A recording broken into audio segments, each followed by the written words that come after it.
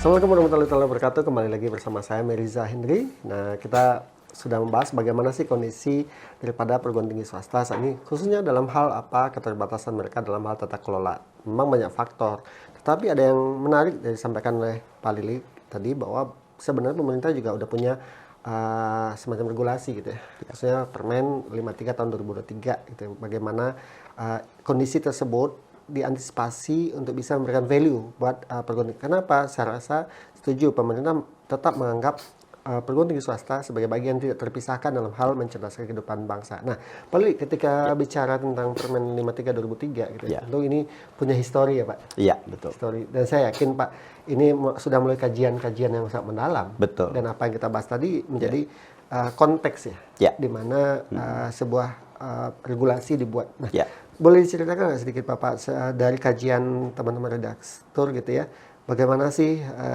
background dan munculnya permen ini Bapak? Ya, kalau kita lihat secara teori dulu ya Pak ya, ketika sebuah aturan hukum dibuat, tentunya bukan ansih untuk menegakkan aturan, tetapi harus punya sifat rasa keadilan. That's the point. Gitu kan, itu poinnya. Jadi prinsip Pak? Ya, itu kan prinsip. Betul. Nah, artinya dalam perjalanannya waktu, sesungguhnya kan pemerintah mengeluarkan banyak aturan kaitannya dengan itu, khususnya menyangkut masalah standar dan akreditasi.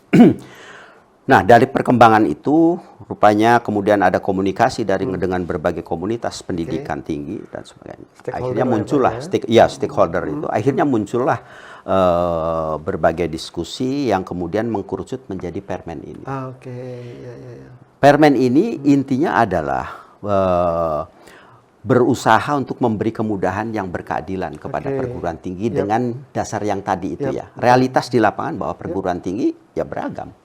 Gitu, sedemikian dengan tingkatan-tingkatan kualitasnya yang bermacam-macam. Karena itu keluarnya permen ini tentunya hasil komunikasi yang begitu intens sehingga muncullah Permen nomor 53 ini nomor 2003 tentang penjaminan mutu. Ini merupakan pertama adalah penyederhanaan. Dari semua aturan yang ada disederhanakan, disatukan sedemikian rupa sehingga hal ini memudahkan perguruan tinggi untuk mengikuti itu secara bertahap. Itu yang pertama. Betul, saya teringat Pak, bagaimana sih challenge ketika kita melakukan akreditasi dulu ya Pak. Benar-benar, saya teringat pertama kali saya ikut dilibatkan 2007-2008 waktu itu. Saya dosen baru di Widyatama, dimuncul. Dari situlah saya tahu bagaimana regulasi standarisasi yang harus dipenuhi oleh sebuah perguruan tinggi. Ya memang sih Pak. Rigid sekali. Rigid sekali. Nah, ini dengan permen ini lebih disederhanakan. Gitu? Lebih disederhanakan, ada beberapa penyederhanaan dan lain-lain. Intinya tetap adalah peningkatan mutu perguruan tinggi. Orientasinya adalah di situ. Karena mau tidak mau kita harus punya standar. Dan kemudian punya sistem dalam rangka akreditasinya supaya perguruan tinggi itu berkualitas. Tetapi tidak diatur sangat rigid seperti peraturan-peraturan sebelumnya. Nah, ini poin pentingnya. Jadi boleh dikatakan Permen 53 2003 yang tentang penjaminan mutu ini lebih ada banyak penyederhanaan dalam aspek standar pendidikan tinggi dan proses atau sistem akreditasi perguruan tinggi. Namun main goalnya tetap adalah quality improvement. Quality improvement itu prinsipnya. Tapi melihat basically dari kondisi-kondisi perguruan tinggi yang ada. I see. Jadi sahabat-sahabat sekalian, saya jadi teringat Pak Lili ketika kita bicara tentang strategic management, strategic thinking, gimana sesuatu itu belum tentu baik ketika kita belum mengkontekskan kepada lingkungan internal dan eksternal. Itu arahnya berpikirnya Pak. Ketika di sesi 1 ketika bahas tadi bagaimana sih environment daripada sebuah perguruan tinggi swasta itu benar-benar berbeda-beda. Nah, itu menjadi konteksnya ya Pak. Nah, konsep penyederhanaan tetapi tidak melepas dari standarisasi untuk mencapai quality itu seperti apa sih Pak bentuk realnya di dalam permen ini? Kalau kita tahu bahwa dalam pendidikan itu kan prinsipnya ada tridharma ya. Pendidikan, penelitian dan pengabdian masyarakat. Dulu ada 8 standar, 9 standar bahkan. 9. Sekarang cukup 3 standar yang diinikan, yaitu standar luaran, standar proses, dan standar masukan. Input ya. Input.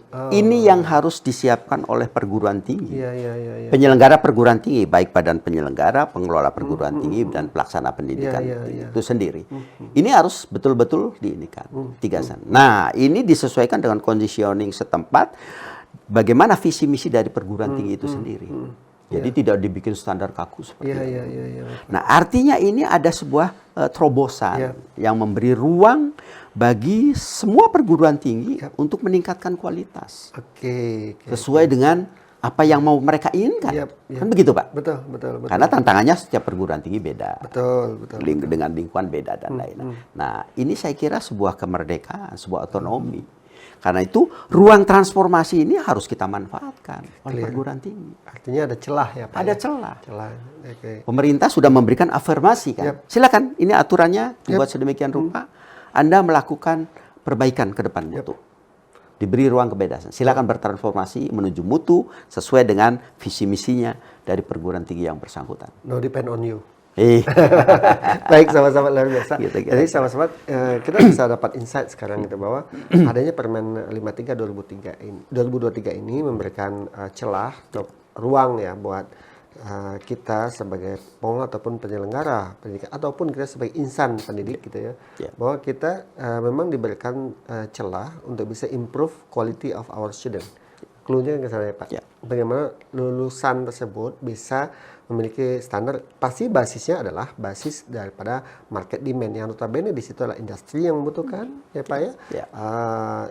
Bidang industri misalnya dia jadi wirausaha dan semacamnya itu menjadi kunci gitu.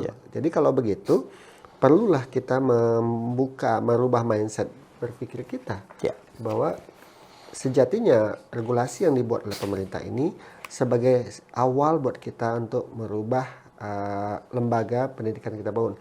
Khususnya tadi ya Pak, standarisasi dan akreditasi ya Pak ya. Ini yang tadi kan kuncinya kata Bapak tadi 3, ada kualitas output, proses sama input. Artinya memang Pak kalau bicara sistem thinking itu menjadi kunci ya. Betul.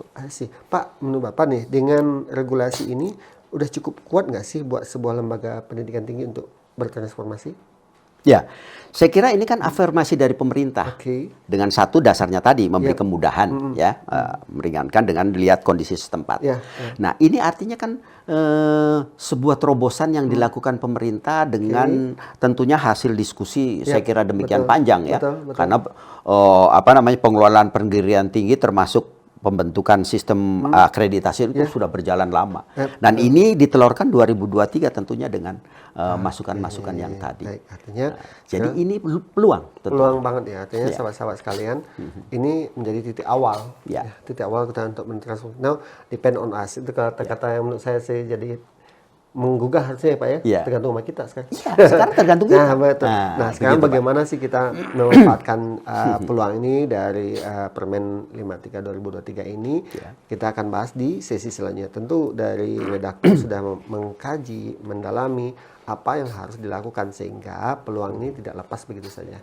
Itu saja, jangan kemana-mana, kita ketemu lagi di sesi berikutnya. Assalamualaikum warahmatullahi wabarakatuh. Waalaikumsalam.